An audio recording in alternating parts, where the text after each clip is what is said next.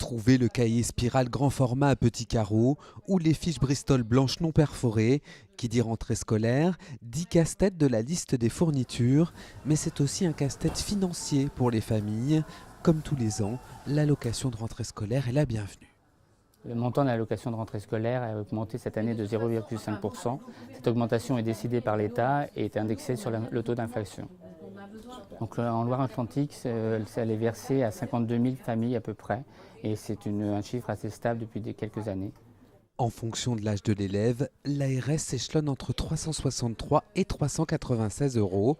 Mais d'après la Confédération syndicale des familles, ces montants ne sont pas suffisants puisque le budget de rentrée a augmenté cette année de 1,35%, avoisinant même les 650 euros pour un lycéen. Elle n'est pas adaptée en fait en fonction des niveaux, c'est-à-dire qu'il y a des niveaux qui coûtent plus cher que d'autres. Par exemple, l'ARS n'est plus donnée pour les enfants de plus de 18 ans, donc un lycéen qui redouble sa classe après 18 ans n'a plus d'allocation. Pour l'association, c'est le calcul de l'ARS qui est à revoir.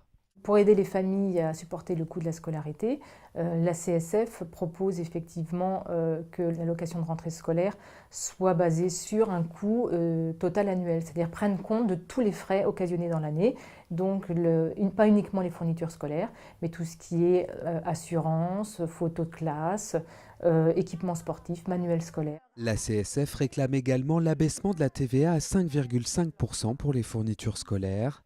En Loire-Atlantique, 260 000 élèves font leur rentrée cette année.